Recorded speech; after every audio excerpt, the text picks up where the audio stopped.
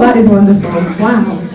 So sorry for the bit of the wait. We've been trying to sort out. We're going to give a huge shout out to Forge actually, because we messaged them like 3 hours ago and they were like, of course we'll help, don't worry.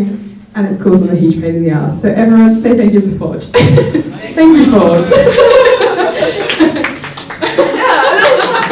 Thank you so much. We want to get started. I'll pass over to Maria to give a proper introduction to the situation, but first we just want to say thank you so much for coming. This is one of the biggest turnouts we normally have. Those of you who are active in the Students' Union know that it takes quite a lot to get a bigger group of people in a room talking about something like this, so this is phenomenal. I'll pass over to Maria. We've got a bit of a presentation to give you. There are opportunities for questions and engagement throughout. Please don't hesitate to kind of just raise your hand at any point and we can just try and have a conversation. Okay, hi everyone.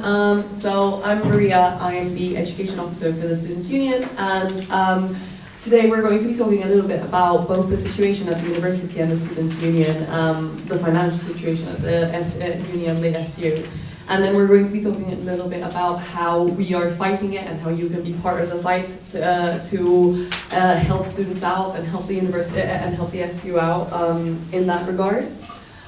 This is something that, for a bit of context, has been a long time coming. So last year, before the general election, we did a bunch of meetings with several different students in which we asked them what their biggest problems were, and that's how we created our manifesto. Throughout this year, we've been asking people how the university and the financial situation has impacted them and what could be done in order to help them. And so in total, we've consulted about 200 students, and that is how we've come up with the asks that you'll see today. The policy went through our democratic systems, through council, and it was voted in. And so that basically gives us as officers the ability to be able to champion this policy as much as possible, and also to use SU resources and other things in order to make sure that people across the country can understand, or like that we can reach out to a lot of other people. And this is our first meeting, and we called this meeting after the university decided to raise tuition fees for current students. So if you're a current home student and you haven't heard yet, the university has risen for next year your tuition fees by, I think, £250. And I know that that's not a lot in the grand scheme of things, but it's about, students are already poorer than ever. So I don't know if you've seen the statistic, but according to the NUS and to other national bodies, students are living on £7 a week after paying rent on average. It's not a good time for students and for the government to introduce a tuition fee rise, and for the university to allow the tuition fee rise to affect current students is really unfair without giving us the proper support for that. And also, on the situation of a general situation, we shouldn't be in the place that we are financially, but we are, because instead of funding and seeing our education as a public good, we've seen it as a marketized idea, and we have depended on international students coming here and paying, 2 or 3 times the amount that home students pay, and kind of hoping that that was going to fix the problem and that that was going to fund higher education forever. But that's clearly not the case, because worlds change, the trends change, and we can't rely on exploiting other people for their money in order to sustain our own higher education system. And so that is the basis of this entire campaign. And I'm going to hand it now over to Daisy so that she can talk to you a little bit about the context and why this campaign is important, like in real terms. Yeah, okay. So many of you will be made aware, just kind of through general channels, that there are a lot of issues financially at the university and also the Students' Union more recently. A huge part of that has been impacted by global situations, which is a conversation we can very readily and actively have in this room, which is important. Globalization plays a huge role in the change of education in our country. And that has, in turn, impacted the amount of international students we take predominantly. So we're 2,000 international students down as a university. For those of you who may not know, the average international student pays about 23 grand, and that's average. So consider some people are paying upwards of 50 grand, some are paying slightly less. When you combine all of that together, those 2,000 international students decline approximate to about £47 million in losses for the university. This is something that was happening across the sector anyway. Most Russell Group universities have seen a significant decline in international students. However, We did stop investing in the programs that introduced international students into our processes, particularly things like QS 100. We stopped being as active in as a university. Whilst work is going into that now that we've seen that decline, it doesn't take away the £47 million gap that's left. Similarly, we've been hit with the exact same thing in the Students' Union. There was a national insurance tax rise, so that was done through the new government. They announced it out, which approximates to about £6 million additional a year that the university will have to pay on their staff costs. Which is why you'll see a lot of universities across the country cutting their staff numbers, because the less staff headcount, the less tax they have to pay, essentially. So there's approximately about 61 million or £60.9 million in cut being actioned for the next academic year. You might have heard about it through your lecturers, you might have heard about it through your course leads, through Blackboard, through other students, through student groups you're involved with. But it's a pretty big number. It has come from events that maybe could be classed as unavoidable, but also mismanagement of education has undoubtedly led to this, which is kind of where we come in a lot more. So the real-time changes are going to be pretty significant. We can both touch on them slightly more, but we'll see on there a basic list of, we've already had tuition fees rising, cuts to scholarships and bursaries, which many of you have already had conversations with us about. We're seeing bursaries cut, postgraduate scholarships most notably cut, a variety of other scholarships that are making sure that students from disadvantaged and marginalised backgrounds are able to come to university are experiencing significant cuts. We're going to see programme simplification and programme closure. We've already seen that with, for example, the landscape and architecture MA closure, as well as East Asian Studies and a variety of other courses, as well as programme simplification, which I'll pass over to Maria to explain in slightly more detail in a second, but it's the idea that we'll streamline our programmes as significantly as possible. You see it a lot in London universities.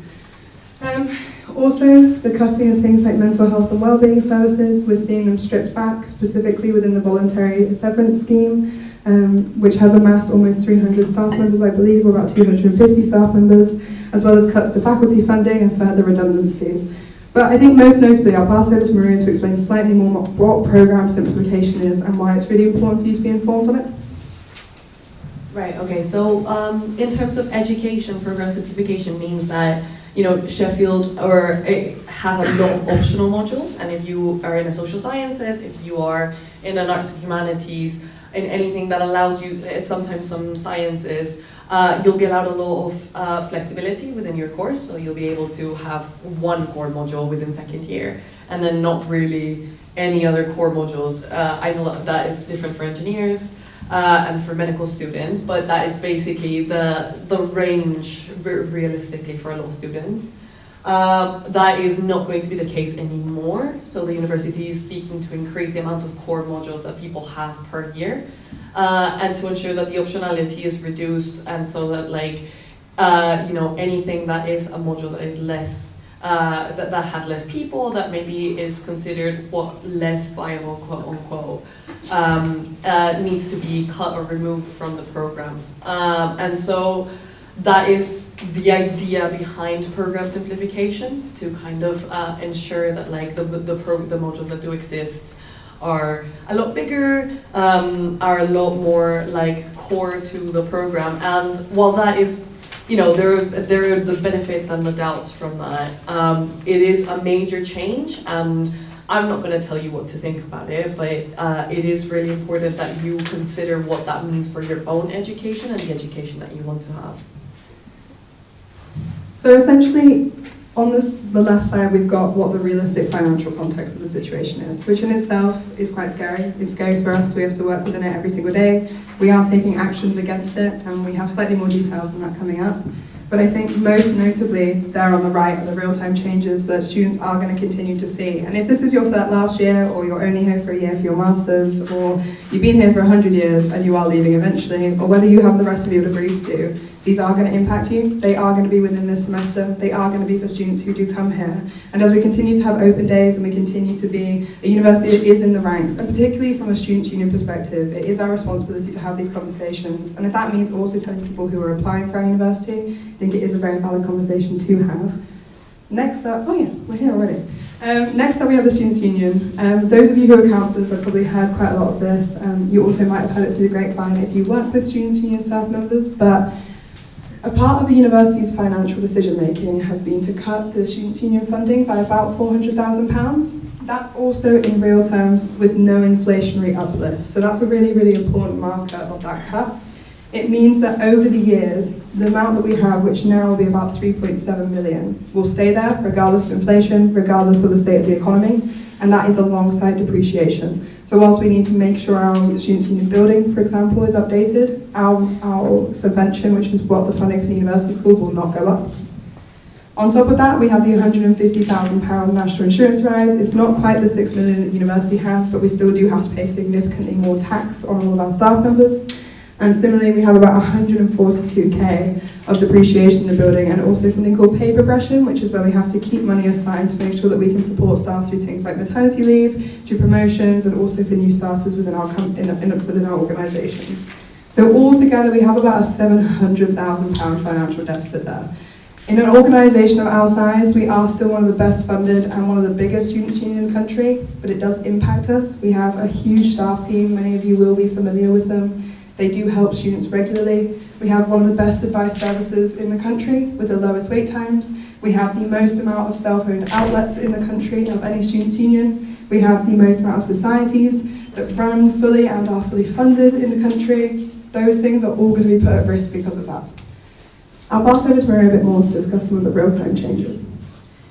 Okay, so some of these are like more around the student experience. So, for example, if you're a student staff, there is going to be less hours because the amount of hours that we can afford to pay for a student staff are going to be less. There are going to be like your staff support for students, so if you're in a society, if you are like part of like a committee, obviously like there are some cuts that need to be made because of the financial situation, and so there is going to tend to be less staff or less staff support and capacity because they'll have to be doing several things at the same time. I think it's also really important to say that like if at any point the student advice center is cut, like those things can affect the amount of time that it will take for you to be able to access the student advice center.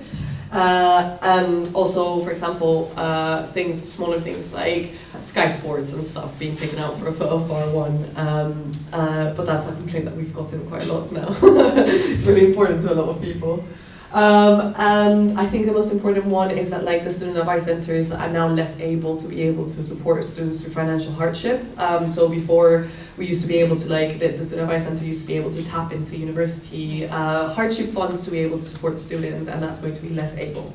So a lot of these changes we have been fighting. So we have been, one of our main focuses as officers and as the full-time officer team is ensuring that the advice center wait times are protected and that the advice center capacity is protected, because that is one of the most important things that the Students' Union has. But it doesn't change the fact that like we are £700,000 in financial deficit, and there is nothing right now that we can do about that fact. Okay, and I know that this is really scary, but what can we do about it? Because that is what we are here to speak about. I guess we will go to that in a second, but first I want to, So what we've been doing as a student officer team is we've been doing a lot of, we've been helping students with complaints about consumer violations. We've been in committees. We're doing the staff restructure to ensure that the advice center and students facing services are protected. But what can you do as students? There are people in this university who are on our side and really, really desperately want to see the students in this university succeed. And the way that you do that is by ensuring that they know that you care about these things and that you have noticed a change in these things. So later on, like in our QR code, we will show a QR code and it will give you a bunch of templates and a bunch of resources that you can use. But one of the strategies to do this is to email the heads of student support services and well-being services so that they have a lot more evidence to show that students do need the hardship funds, that students do need the mental health support services, that students do need the well-being advisors. To email your faculty in school to tell them about your opinions about program simplification, or to tell them about the changes in the courses that you're doing. So if your course is getting cut, if a master's that you might have wanted to do is getting cut, if any of these things are affecting you, emailing your faculty and departments lets them know that students are noticing and do care quite a lot about what is happening.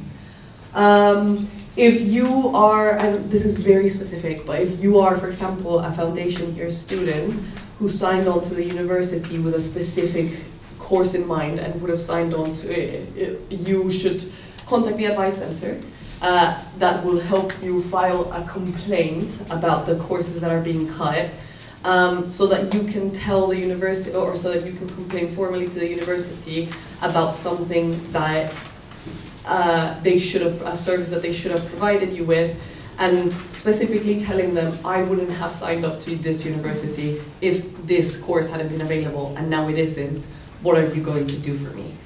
And then the most important one, which is organize with the people in your course and raise concerns to your faculty and school. It is really important that you speak to other people in your course about how these changes are going to affect you and how these changes are going to affect them, and to ensure that as many people as possible are informed of what these things are going to mean for them. So I think that is what you can do specifically in university. I think most importantly as well, because for us, we're often going into these meetings and the general feedback we consistently get is that we have not heard this from students. We are a team of 13 people and there's only 7 of us that are here full time. And that's great. Like, we do go into these rooms and we have 4, and we always say that the best, like, you know, an officer's doing a good job when something hasn't happened, because it means that something that was awful was going to happen didn't happen because we tried to fight it in a room. That's becoming harder and harder, because the argument is that students aren't responding, they aren't engaging with their communities, they aren't talking to people in their courses who are experiencing hardship. And particularly, I think, you know, we have seen education continually get stripped back, and it's always affected smaller groups of people, or it's always affected people who are assumed to already be disadvantaged. Or maybe those people never even came to university because those cuts have already happened, and so we stopped seeing them as much as we are now. And I think it's really important to point out that this is going to impact everyone. Whether or not you come from a financially wealthy background, whether or not you come from a non-financially wealthy background, whether or not you come from any other marginalisation, you will feel the effects of these services being cut, and the people that you sit next to in lectures, the person you've never spoken to on the other side of your lecture hall, will be impacted by this. And also your futures can be impacted by it. And I think an important part of it as well is looking towards what's the university you want to leave behind? What's the university you want your employers to check in with? Do you want your course to still be available as an archived course? Do you want to be able to talk to the lecturers and the academics that help you get through your degree for references? All of these things are things that people need to take into account. So talk to the people in your courses, talk to your lecturers, they will want to talk about it. Talk to the professional staff members you work with within your departments. All of these people will have a perspective on these cuts, and one that will be quite valuable to you. Okay, so this is not only a one-sided conversation. Do people have questions? Yeah? How much notice, like how long was the notice period for you guys to start finding out about these financial challenges? It really differed. So, for example, I sit in University Council, which is like the biggest decision-making body of the university. They sit alongside the University Executive Board. We found out the kind of projected numbers fairly early-ish. We started prepping as a students' union within that, but there's a layer of confidentiality there that means the rest of the university doesn't find out. Gradually, I think most staff members at the university and the students' union found out about September. So we actually didn't have our budget confirmed for the students' union. We normally do by July.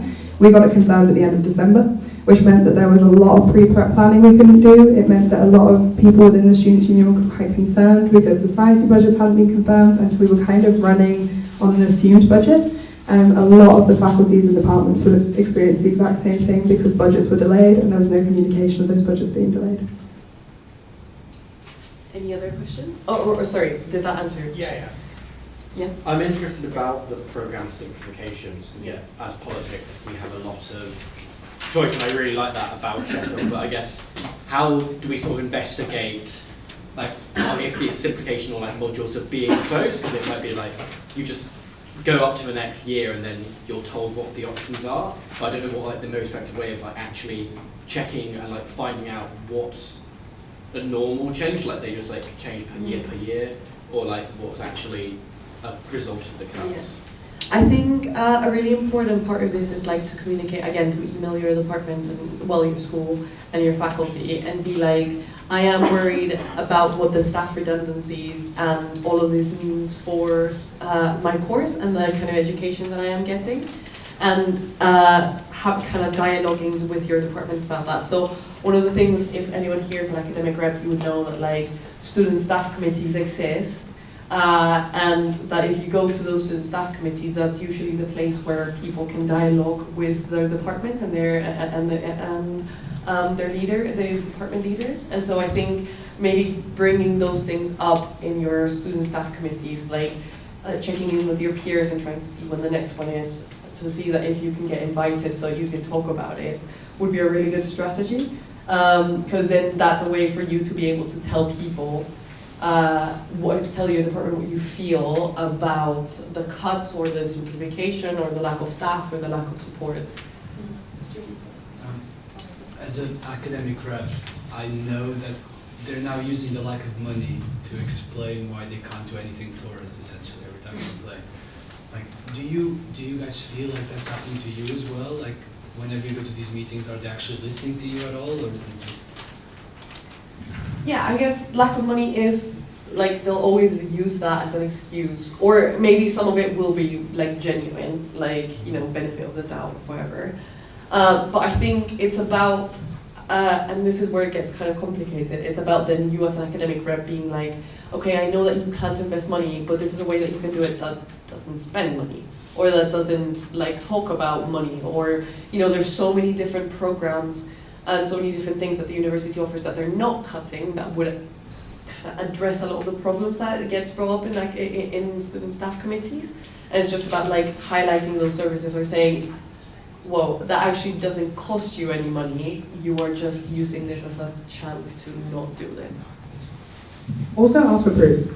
Like, I will really, really encourage you when you're in those spaces to ask for proof of that fact. Because I think, yes, there will be areas where there are gaps in funding and things will have to stop. That's inevitable. We're experiencing it here. It sucks. It's awful. We have to say no to a lot of things that previously, you know, we'd never dream of. But always ask for proof. Be like, hey, could I see that? Like, I'm an academic rep. I'm sat in this space. I'm actively engaging in this space with you. I deserve to be informed on my university's finances as well. And those faculties, most staff within those spaces will be fairly honest with you about the reality of those finances. They will probably be able to provide you with some faculty-based finances. Really push for it, ask for it. It's your right as a student. You're paying for it, that's your money a lot of the time. So make sure to ask and like really push, because sometimes it is true, sometimes it might just be an excuse as well. Yeah, I've got more of a point than a question. Is that after this or right now? Well, it depends on what your point is. I mean, if it adds to the conversation that we're having, then yeah, go ahead. Well, it addresses something that you've already raised. I just want to talk about why this is happening. I want to talk about why we're now seeing this when, you know, you're talking about it as if it's been a surprise.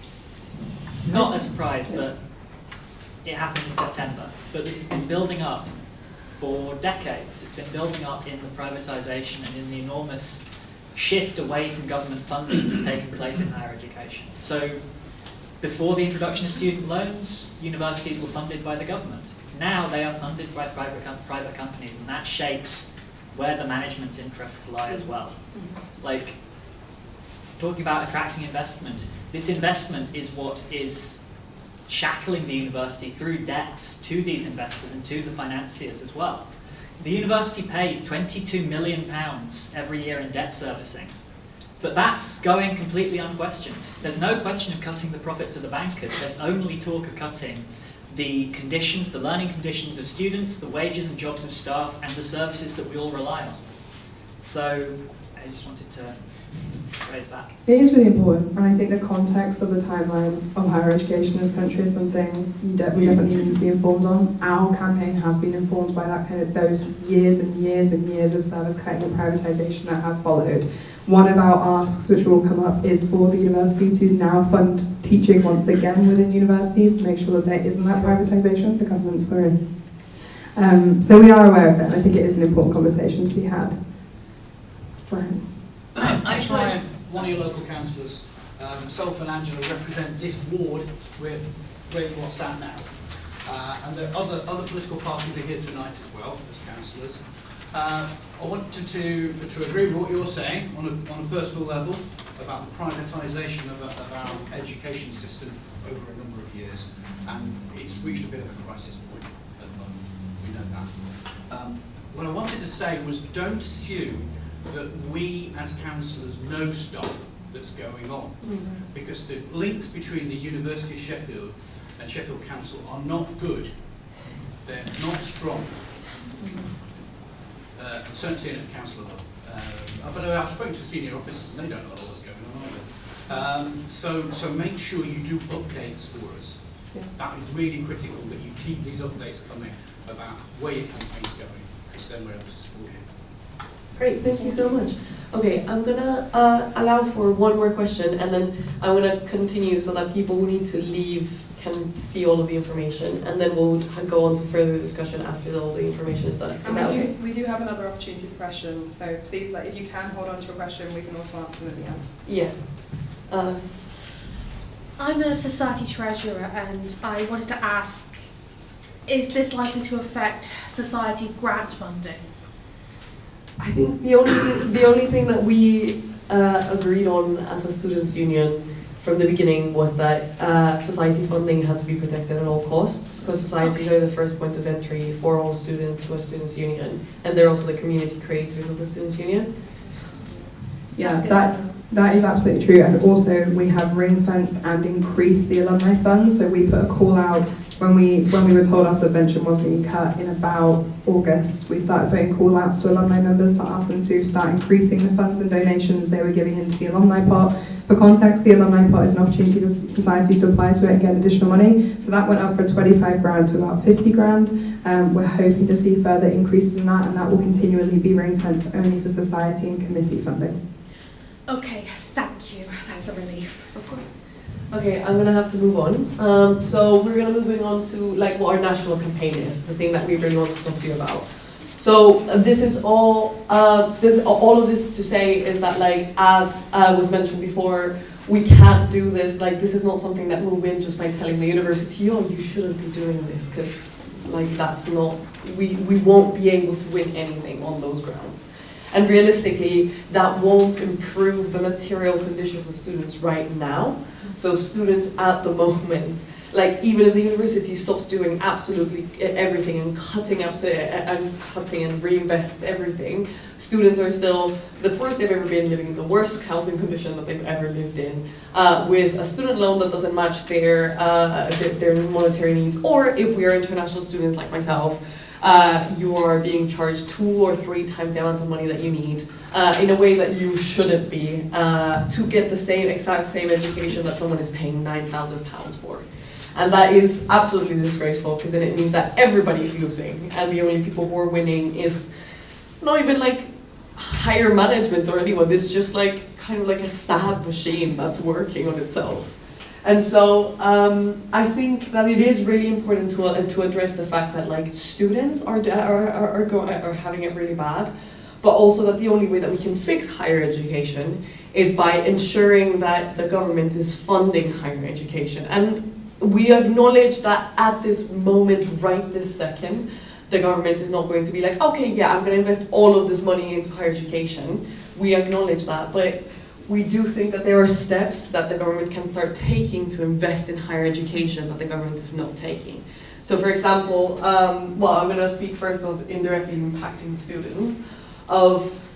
So teaching grants is what a lot of teachers are paid with in the country. So instead of being paid by the institution that they work for, they are paid by the government. And so the institution can, for example, in the case of a university, if the university is getting the money in from the student tuition fee, they wouldn't need to pay their teaching costs, but they would just have to pay their operational costs, which is a start. It's not the full answer, but obviously we are lobbying for them to, like, set up a teaching grant to cover a university's teaching, but then with the intention to eventually make it free. But obviously we understand that it has to be a transition in some way, shape, or form. We're also, and I'm going to pass over to Daisy to talk about the direct impact to students. So these are the parts of the campaign and part of our ask that will be felt most by students who are coming to university, who are still at university, and students for the future. One of those main things is we worked out that the average need for raise of the median loan was about $2,800 for people to be able to live properly, and that is across the UK. That still is not enough. I want to make that really, really clear. We're not putting that number there to be like, this is fine, this is so okay. It's just that we do need reasonable asks to be able to go into rooms. It makes it a lot easier to go, the average student needs this much more money to be able to live a much better quality of life, and we can work from that. We've also got the idea of having equal maintenance zones for everyone. That is what the Welsh system worked on. Granted, they are in the process of changing it, but they are changing it to still a more equitable system than the one we have at the moment. That means that no matter what your family background is, no matter what your family income is, you'll get the maximum amount of loan. And that also leads on to, I'm going to jump very quickly down to our graduate tax rather than loan. That means that that system can operate on the basis that you actually pay back your loan based on how much you make after graduation. Which means that at the moment, the max loan is 10 grand. Every student would be receiving 10 grand, and then they would pay it back dependent on their graduate salary once they left, and that would change and fluctuate dependent on what their salary was throughout their career pathway. And to connect onto that, we have the purpose-built student accommodation and rent freezes. So there's loads of housing reform that's going through at the moment, which is mandating that landlords should be charging a monthly rent basis on a monthly rent system. That is a benefit for students, but at the moment, our loans will not match up with that. You will still get the huge drop of money that you'll get in the 3 cycles that you get it. We will be asking for there to be a monthly student loan drop that can align with things like rent freezes on monthly rent payments, and also for purpose-built student accommodations just be a much better quality, and for those qualities to be aligned with the quality assurance to the amount of rent you're paying. So it's basically what we have in Sheffield at the moment, which is the SNUG scheme. They can go in and they basically rectify against the amount of rent you're paying, what is the quality of the place you're living. So those are the asks we've essentially got for students that will impact students. And I think something really important to say is, I know that one of the main detractors from asking for a rent freeze or rent control is, oh my god, the housing will flee the market. Which, yes, I agree. Or like we saw it happen in Newcastle. And so that's why we've specifically targeted purpose-built student accommodation, because they can't flee the market. It's purpose-built for students, and so they can't leave. But they're usually the ones that price gouge quite a lot, so they'll have either really expensive housing that doesn't really match up with the expectations, or really low quality housing that isn't really fit for living, really. So that's why we've targeted specifically those things. It also means that when you connect these two, if, for example, the government wants to start expanding teaching grants to cover universities, the money that is currently going towards staff costs at universities could be circulated into helping subsidise things like university-owned accommodation. Many of you will know that university-owned accommodation in Sheffield is amongst the most expensive. It's now an average of £170 a week. That's not affordable, and often people are reporting mould, serious issues with the infrastructure, people not being able to sleep properly, people not feeling safe in the accommodations. If we can get these things to happen, the idea is that this campaign works together. All of the asks work intuitively to make sure that they all aid each other, essentially. So with more money going into students and more money being funded for universities, the universities can put more money into student-facing services.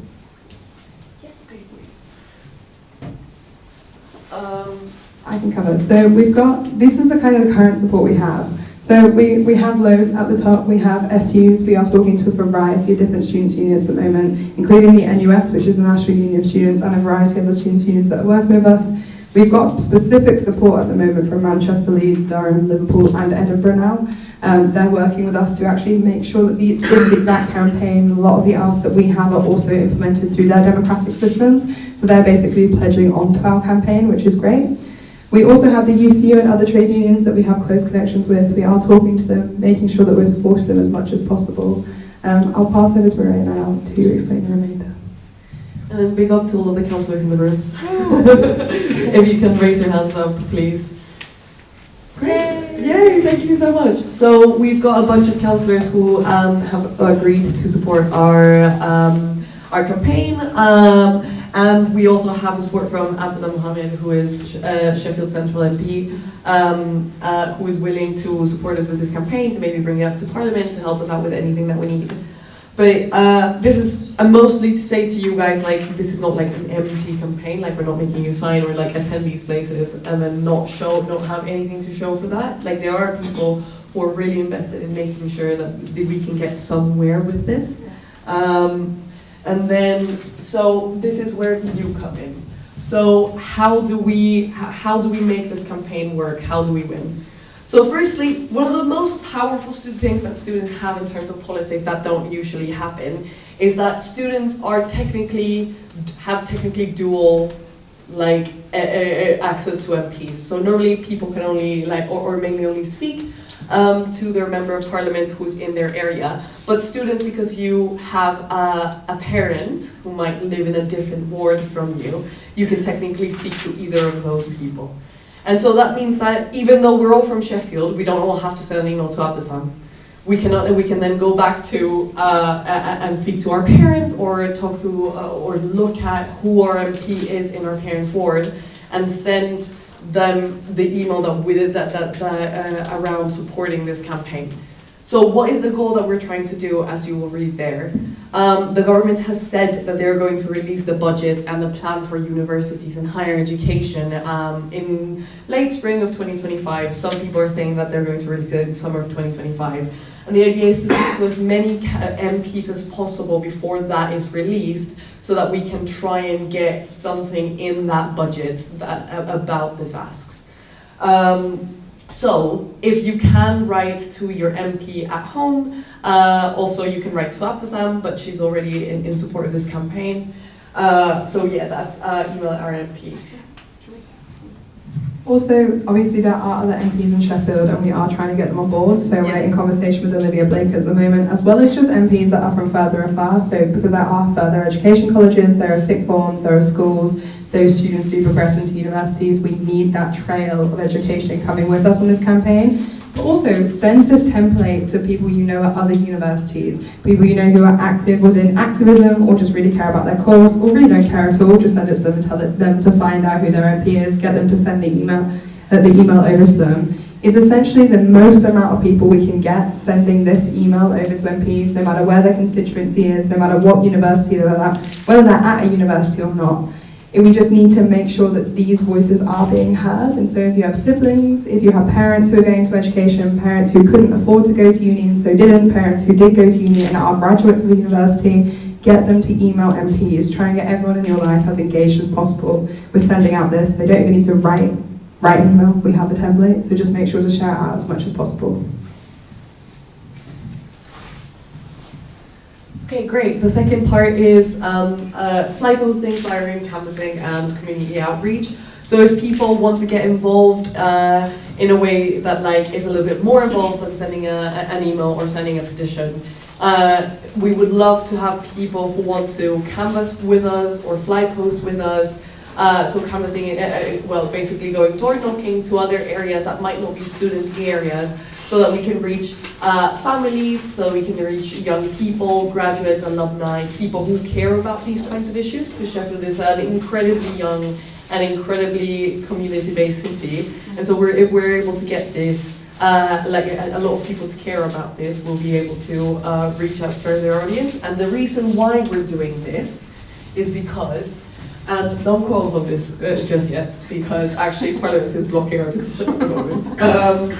But we are trying to get a parliamentary petition up, and I don't know if you know how parliamentary petitions work, but basically you have to get 10,000 signatures in order to get a response from government, and then 100,000 petitions in order to get the petition debated in Parliament. So currently, the petition has been activated, and we're just waiting for the parliamentary petitions group to publish it, which is really annoying. It's because we got too many signatures in the first few hours that it was open. I think we got about 30, 25, and they were like, this is too many for a petition that hasn't been published yet, so they blocked it. So we are trying to fix it, and hopefully, you have to cross our fingers. So that's what we're trying to get to now, but we are expecting the petition to be published somewhere within the next 10 working days. No, 7 working days. And then the other thing is, if you are a member of a society or a society committee, we really want to start doing activation events. So part of this, and part of doing all of this, is to ensure that we create some community out of this. That this is not only just I signed a petition, I sent an email, I can wash my hands and then not continue being engaged with this. Because realistically, that's not how we're going to win the fight, right? Like, us sending a petition is not really going to do anything. But we have to create community, and we have to create a mass of people who are really engaged in this. So we would really love if you were part of a committee, a society, a group of people who wants to get engaged, to create like activation events, or to come with us and create with us, like in conjunction with us. We're not just going to make you do it yourself.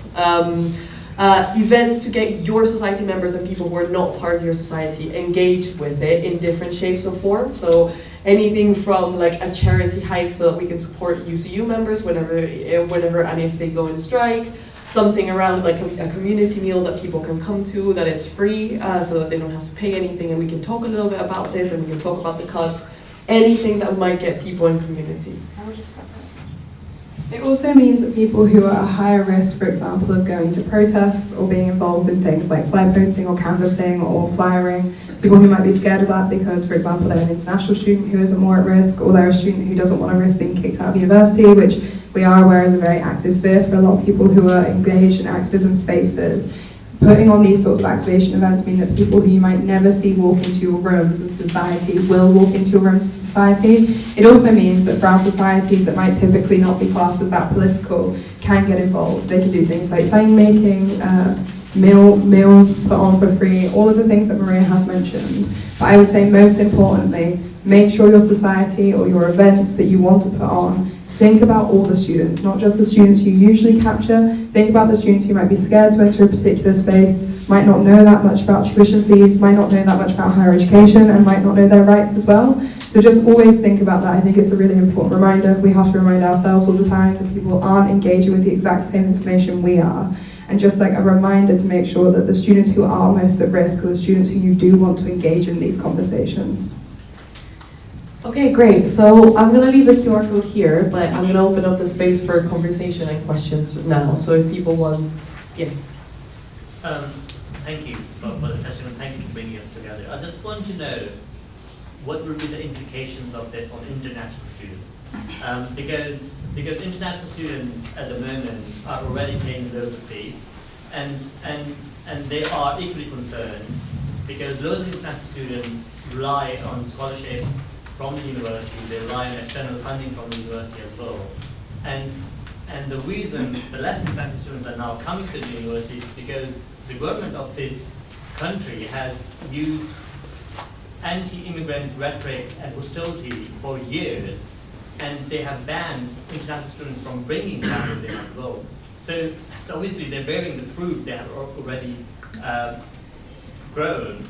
So I want to know how international students will be further given their fees. Would they increase the fees on current and prospective international students as well? And also, if they do this, would we use the same momentum as we did today to bring everybody together and stand with each other when it happens to international students as well?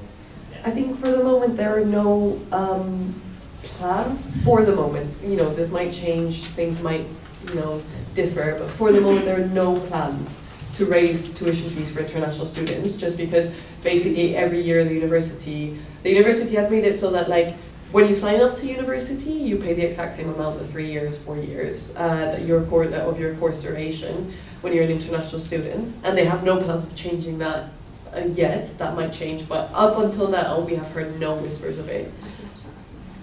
Yeah, and then I think about international students, the point of this campaign is that like we shouldn't be funding or financing this, that we shouldn't be paying £23,000 or £40,000 for something when the government should be paying for it, and like it should be publicly funded education, because education is a public good for people, and I think that is the kind of idea of this, like baked into all of this is also that like we shouldn't be relying on international students to fund our education system. We're also doing loads of work with the Russell Group Students' Union Group, so they have made their own fees and funding campaign that we have worked on. Me and Nadia particularly have spent a lot of time in those spaces, making sure that there are the voices of international students there. We've done a lot of work with Jeff as well to make sure that international students are captured within that. They have a set of about 6 asks. I'll circulate that as soon as possible. It's literally just been published, which is why it wasn't a part of this, because we wanted to make sure that we had solid things to give you. But anyone who is interested in that, please do come speak to either myself or Nadia at some point. We can talk you through it. It's got about 6 to 10 asks that specify that international students should not be funded in our higher education system, and Sheffield Students' Union has been a major shaper of that as well. Yeah, I think that was a good reminder actually. So I just get out because I'm good reminder of like the kind of government we're talking about. Because like these are people who are filming deportations of immigrants. These are the people who are implementing austerity everywhere across society. And like we can't just ask them basically like, please, students are going through a bit of a struggle. Can you get change your mind? It's not that they don't know; they know everything. They're doing it on purpose. We have to force them basically. Like they are managing Britain in crisis. All our lives, well for the students here, all our lives have been in times of crisis. They're managing it. The bosses are demanding that they implement austerity, cutting the NHS, in universities, social housing, everything. It's just what the government wants to do, basically. Now, I think if they're going to do all these things we're talking about, we have to force them. And like petitions, everything, like all of these things are obviously good. But how are we going to force them to actually do the opposite of what they're planning? And I don't think emailing them is going to be enough. You know, I think at the end of the day, any student movement is powerful when it's a mass movement.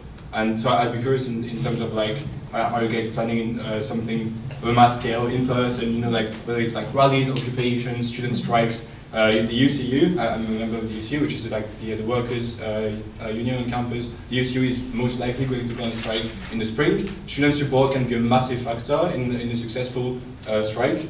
And then, like for me, there's also the question of the demands. Is there room to like discuss the demands? Because like if we all agree that a mass student movement is what is needed to force these people, they're nasty people, like the university management, the Labour government, they're not doing it simply because they're nasty people, but they're also nasty people, and they won't listen, they don't care. It is the whole experience of the workers on this campus that university management gives no fuck about what we want or care about. So if we're going to force them, and we agree that a mass movement is necessary, I think we should be talking about the demands as well. Because like, for instance, an increase in student loan, I understand the feeling, I understand a bit about the realistic demands. The thing is like, a lot of students, well, the average student loan when people graduate is 45,000. That is fucking massive. That is something that is preventing people from going to university. If we ask people to campaign for bigger loans, that means bigger debts, a lot of people will not be on board. If we have demands like maintenance grants, which were a thing not so long ago, no loans, no tuition fees, that has the potential to inspire people and to create a mass movement. And that is, by the way, what the Workers' Union, the UCU, is already calling for, and what the Sheffield SU is already calling for, as far as I know. So why don't we have these kind of demands that could raise sides and inspire people to actually struggle on a mass basis? Yeah, so if you look at our campaign, sorry, you're completely right, and we forgot to put it here, but like one of the things that we want to do, and if you look at our full manifesto, is the reintroduction of maintenance grants. I also think it is really important that maintenance grants are reintroduced. I also think it's really important to say that like the thing about the graduate tax is that like if managed correctly, it would mean that like you would only be paying £40,000 back of tax if that was the route that we decided to. You're right that there is space to dialogue, but you would only be paying back £40,000 or £45,000 if you're earning above a certain amount, right? So if you're earning, you know, over £120,000 or something around that, you would be paying back the student loan. That's why it's graduate tax rather than like a student loan. I think it is really important, and that's why we're talking about like the activation events and like building community. I agree with you that there needs to be mobilization and there needs to be places in campus and all of these things. But before doing that, you need to build community for people, and you need to make people feel as if it's a safe thing and a safe space for them to do, and to like know each other and know that like each other are going to have their backs. And I think that is a really important thing that we are missing a lot of the times as like as activists or like even as a students' union, that we should be bringing people in together, you know, with their societies, with their clubs, with their friends. Like it's a lot less stressful and a lot less daunting to come to, you know, a vigil or a protest or a demonstration if you are with a group of people that you already know and you're holding each other accountable. So that's why we're like, you know, this is also probably not going to be the only assembly that we do of this kind, and probably next assemblies are going to be less information heavy and more, what are we going to do? But it is really important that we build those communities before we go and think, oh, what is the next protest that we're going to do? Because then it's just going to be, you know, the 40 people that are here in this room, which is great. But also, we do need the numbers, and for numbers, we need community. I was just wondering, has any communication occurred with Hallam at all on any sort of cooperation with this campaign? Yeah, so we're doing a bunch of work with the officers over there, and also their Vice Chancellor is a lot more willing to talk. So they are having conversations with their Vice Chancellor, and their Vice Chancellor has helped us sign on to a variety of different letters demanding more from the government. We're slowly trying to get UEB on our side as well with this, but yeah, we're doing a bunch of work with Hallam, also trying to get Hallam students involved and engaged. We'll have a few more things coming out in collaboration soon. This kind of 2,000 student decline in international students, are those students that we want to get back as a university, or because one of you mentioned that the model of relying on international students for funding for universities has proved unreliable because of the loss of it. So are we trying to get those international students back, or are we not? Because international students, we love having them at this university and they make the experience so much better because it's just nice meeting people from all over. So do we want to get those people back, or do we not, because the model's not sustainable? I can talk from the perspective of what the university is aiming for. The university is changing their system so that it's less dependent. The problem with the Russell Group system, particularly in the UK, is that they have continuously been dependent on international students. I think this has been a bit of a slap that they shouldn't be doing that, rightly or wrongly. They got that far too late. So I think the general aim is we want to bring as many students, regardless of their fee background, into that space. That is the perspective of the Students' Union. We just want to make sure students who do come here have the correct support services. We will not interact in encouraging students to come here as a Students' Union if we do not believe that's not what we're going to get. I know that to many that can be a really difficult thing to digest because, you know, the less students we have, the less funding we have. But also, you know, we continuously use this branding of being one of the best student experience universities, one of the best support service universities. That might change. And I think it's a very real conversation that we need to have about what are the sacrifices we need to make as well as an organisation, about do we want to be encouraging people to come here if they're not going to be receiving a service that they're being told they're going to. So I think the university, yes, absolutely does want to get them back. Of course, we want students to come here and they interact with Sheffield University and have a good time. But I think we are also in the process of trying to weigh up, can we actually stand by that statement at the moment as well? Yeah, and we want international students here because they're international students, because it's going to improve the amount of contact that you have with the outside world. It's going to make campus more diverse. But we don't want international students here because of their money. Yeah. That's not the point of having an international student here. And if you're going to have international students here just for their money, then you're not going to give them the support that they need. In the back. Can I just ask what the community outreach is? Is there any plans for doing it in the not student parts of Sheffield? So I represent Woodhouse City Council. I'm from that end of Sheffield. Going through school, we have people from the Students' Union come to say, oh, this campaign that we've done to do X, Y, Z in the uni. Yeah. And I think, wow, that's great. I wish I would have known about that so I could have got my parents to support it. Because I think Sheffield, whilst it's not a very student-y area, Sheffield does care about the quality of the university. I have made a wonderful map of the entirety of Sheffield. So we've basically done it so that we've got it all allotted to the amount of houses we can get per every area of Sheffield. I've been in conversation with Senate Council members to make sure that we can engage the places that have the most young people, the most students who are in higher education, the most students at GCSE level particularly, and particularly areas that are often deprived of any youth engagement. So there are certain areas of Sheffield that don't have any youth centres, don't have libraries, don't have those engagement spaces. We've put a specific preference on those places to be able to engage with the Students' Union campaign. So yes, it's actually one of the key priorities when we sat down was that, one of the key priorities as a Students' Union, but particularly for this campaign, is that this is not just about the students who come here, who migrate into Sheffield, it's about people who live here. Because these are organisations and institutions that were made for you. Every single person in Sheffield has the right to go into a higher education institution. At the moment, for a lot of areas of Sheffield, that's not happening. So yeah, 100%. And if you do have any outreach links or any groups you think would be great to engage with, please come and talk to me, because I'm really keen to try and get this into as many communities as possible. The other question in the back. Thanks. So this meeting's really good and really impressive. Thank you. I'd love to help out doing canvassing. I'd like to get all on that. I'm helping out with something called the Anti-Cuts campaign, and we're getting together a freedom of information request, which you can basically send to your to the university and get information about what cuts the university is making, and they'll have to reply to you because of freedom of information request rules. The other thing I wanted to come in on the stuff about maintenance grants that Nathan was talking about. I think it would be really good if we could add that to the immediate first 5 demands. I think it is a reasonable thing to have immediately. So the government had an organ review in 2019 that called for a £3,000 maintenance grant for the most disadvantaged students. You had Keir Starmer himself calling for free education before he became Prime Minister.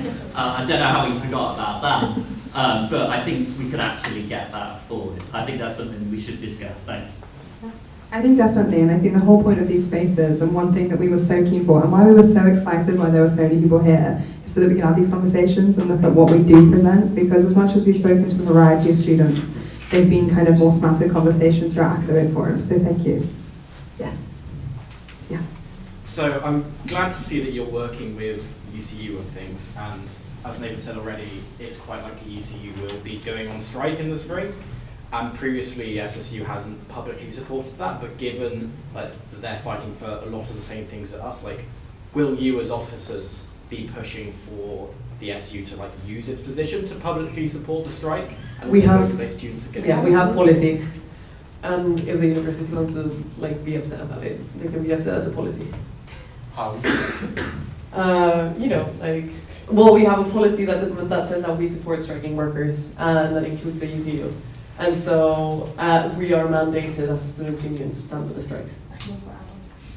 We also, so previously, as a part of that policy, have worked to make sure there are teach outs, there are spaces for students who do want to strike to go. When strikes are finally, when they are announced, we can put on sessions that educate students on their rights within that space as well. So can you cross a picket line? Why wouldn't you cross a picket line? What is a strike?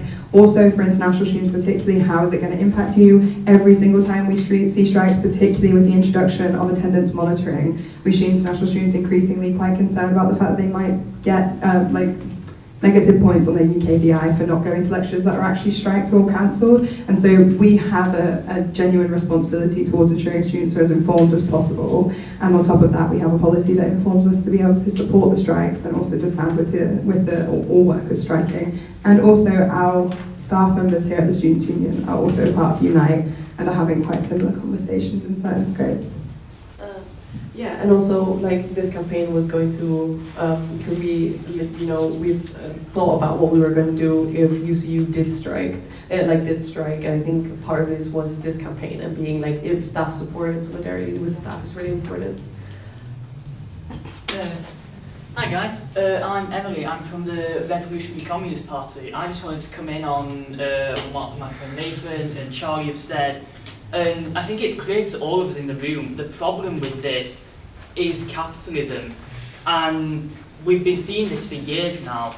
Back into 2003, the party that I'm part of, we put out an article saying the exact same things as what's been said in this room now, and we need a mass movement. There's 114 executives in this university who earn £20 million combined, are worth £20 million combined, and the Vice-Chancellor alone spent £15,000 on travel expenses this year. And it's not just in Sheffield, in the University of Edinburgh, the Vice-Chancellor was just gifted almost £50 million for what he called household expenditures. And the only way that we're going to be able to do this is by standing together and fighting. The UCU, we've got people from the SU, and we need to come together and fight for this common goal. We need to start this mass movement and kick out the bosses. Why are they, in charge of the university, earning millions and doing absolutely nothing? We could have a university led by students and workers, and we need to open the books of the university publicly so we can all see where our money is actually being invested, and we need to cut the arms companies off campus. In the Advanced Research Manufacturing Centre, over half of the companies based there are arms manufacturers. We need to get rid of them. What the hell are they doing? You know? I don't want them there. I don't think any of us want them there. And then, like people have been saying, we need to end tuition fees. Like, if we have worker and student ownership of the university, helped by a socialist government, you know, think of all the things we could do. We could stand together, united. Yeah, thank you guys. Thank you. Thank you so much. Does anyone else have any other questions or comments that they want to make? Yeah? Yeah, I want to move away a little bit from the Vive la Revolution talk and kind of get a bit more kind of back on track. A lot of kind of financial funding, particularly for societies and academic societies, comes from kind of departments. I know my society does get a grant for kind of promoting the NSS, and there's like a student experience fund reserved for us. A lot of that's managed by like the finance team from the department. Now, as an academic rep, I don't really see those, say staff student committees. Is there a way that we can get them involved and kind of bring the talk to them as well? Because I feel like we're looking at lecturers, and then the very top bosses, there's that middle branch that we don't really cover, and I'm not really sure it's being covered at the moment with that. Yeah, absolutely. So I would really, really urge you to talk to your professional services staff. I say that, it is a lot easier in some departments than others. I come from the perspective of being a geography and planner, and they are super engaged with us. We know our professional services staff fairly well. Recommend, please do speak to them. But even if you come from a department where maybe those people are more mystified, you don't know who they are, you can reach out to them. Their emails should be available on your course website, Linkature. A lot of them do want to talk. Professional services staff are actually the most at risk in this restructure of the university. Support services staff are the most at risk. Academic staff, yes, but particularly we are seeing a significant shift in the amount of professional services staff we're having. The ones that we have spoken to who have reached out to us personally have been very keen to just sit down and even get a coffee for an hour, let alone send one email or have a 15-minute chat. So I would say 100% talk to them. They will probably share information with you as well in terms of finances, what they're experiencing on the ground. So do find them. All of their emails should be on your course websites. Sorry. Yeah, you talked about like the unions' action that we were going to link to these unions and like build this movement, but the austerity is so deep in the whole system. Like we should definitely talk to like every public sector. I don't know what efforts like can we make towards that. You know what I mean? Like reaching out to nurses. There's currently like been men on strike, and like I think a lot of the movements that have happened in Sheffield since I've been here have failed because of this like lack of strengthening with workers. So I guess like what efforts can be made towards that? We are doing a bunch of work with, I know it's a tenuous link, but we are doing having a lot of conversations around this, particularly with med and nursing and dentistry students who are often hit by this. I appreciate that still exists within the higher education sphere, but as a big part of that, these conversations are making their way to places like the BMA, and we're also talking to NHS trusts that we work with. The British Medical Association. We're also working with the NHS trusts that exist around Sheffield, as well as the youth services around Sheffield. So we're in a bunch of conversation with library services, youth services in Sheffield, youth support services, social services. So those conversations are happening with already existing public bodies, but we can definitely expand it out. It just takes time to build that momentum. Also, like this is part of the reason why we're hosting this meeting, is that like Daisy and I can't do it all on our own. Like we're only 2 people, and realistically, even if we were paid all of the money in the world, there's only 24 hours in a day. And so like a lot of this is to like build community and build conversations around like what things can we as students do independently, and what things can we do like as a community. Because just the 2 of us pushing for this is not going to get us anywhere. Yeah? Can you speak a little bit more about what you mean as a community? It sounded like there was a bit of a hierarchy there, or like some channels of communication that maybe need to exist. Yeah, so I've just realized that I completely forgot to link up the mailing list into the QR code, which is my fault. So you if possible, like after this, I'll have you all write up your emails into my laptop so that I can reach out to you. But the idea behind all of this is that if there are actions that need to be taken, and we all agree, and we all have regular meetings together, and then from that we are able to say, okay, who is able to do this action, who has time to go come and help Canvas, who has time to send out this email, who has time to meet up with these people. That way we can reach a lot and make a lot more impact, so that's what I mean by community. I think also it's become really normalised within the students' unions across the country, but I think, we are quite a political students' union in comparison to most others, but it has still become quite normalised here. We have our political and campaigning societies that sit here, and your officer team that sit there, and your SU council that sit there, and they make very different types of change, and then you've kind of got everyone else. And I think, even organising this event, we had 50 different people share this. We had people come and help us put posters around the building. We had students who we have never seen before in our office coming to talk to us about it.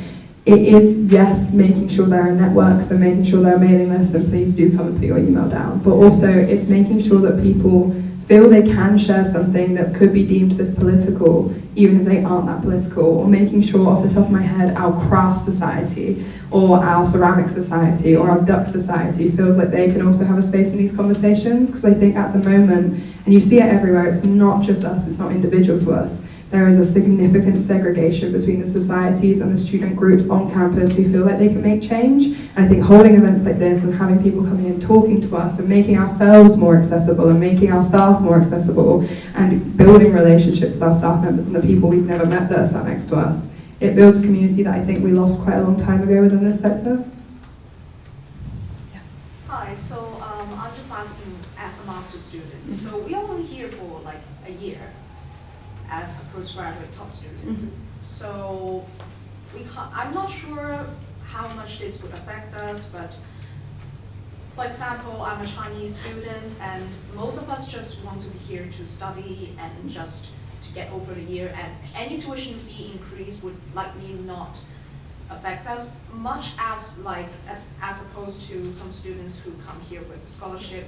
So I just would like to ask what kind of things that we can do if we're trying to get more people into helping. Because for example, we really just don't really care much, and also the language barrier really just kind of not really be able to reach that, and also some of us would listen to more the advice from the Chinese Students' Union, which is connected to the Chinese Embassy. Yeah, I think that's not a question that I can answer for you, and that's why we create these kinds of groups, because I don't know what would make a Chinese student more likely to engage with this, really. Only a Chinese student like yourself would be able to tell me, this is what we care about, and these are the services that we engage, and this is how you get to these people. So, as much as I would love to be able to give you all of the answers, I can't, I'm just one person. So that's why it's really important to have that kind of thing, and to bring you in and bring people like you in who can help us reach out those harder to reach communities. I saw her time with it. Can I just say something sort of in response to that, but I suppose a wider point about conversations about international students versus home students. So when I went to university in Sheffield, I was a home student, but my mum, who'd done a degree before me, was an international student. I think often, and I spent years in Northern Hughes and US and all the rest of it, and there was always sort of two separate conversations being had about international students versus home students versus experiences. And I think the fundamental thing to understand as you spend more and more years as a student is that so many of our experiences are interconnected.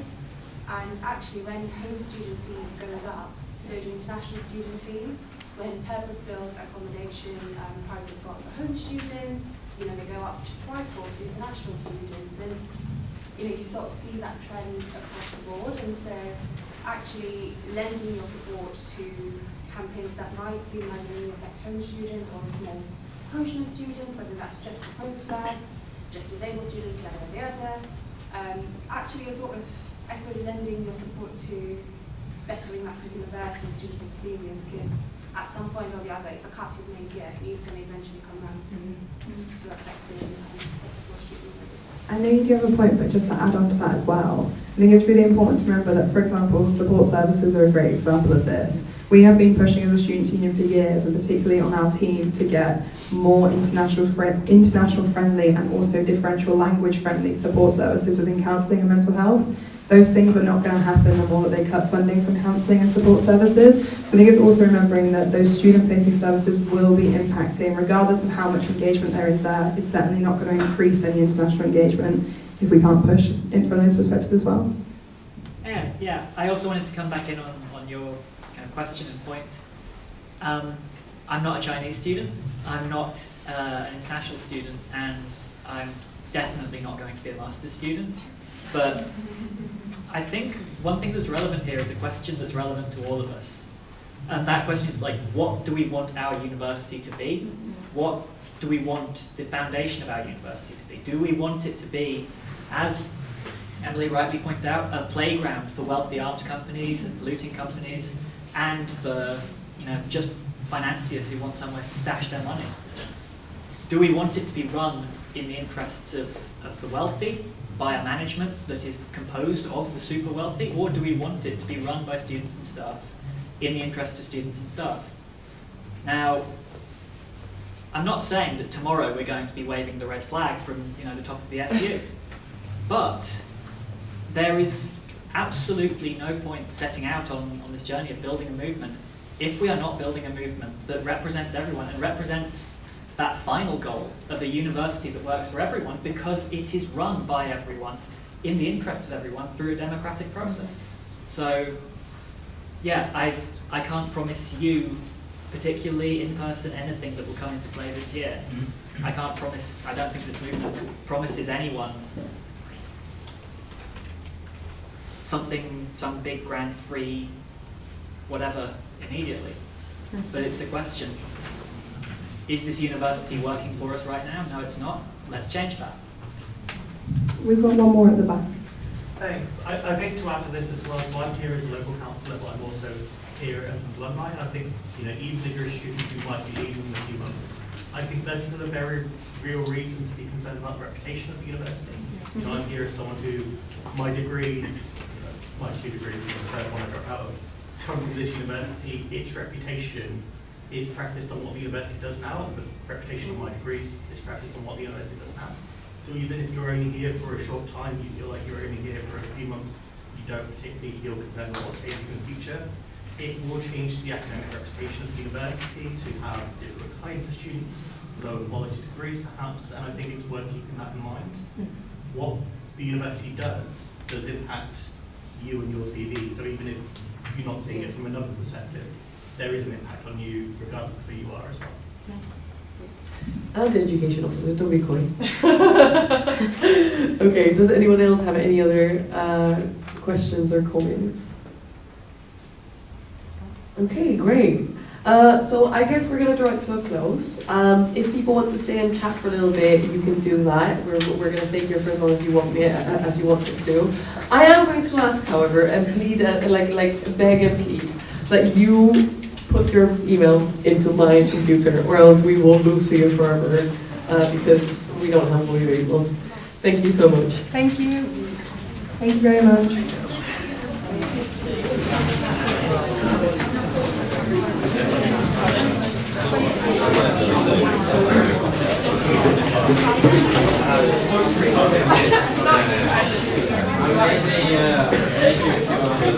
You made me a QR code. Thank you.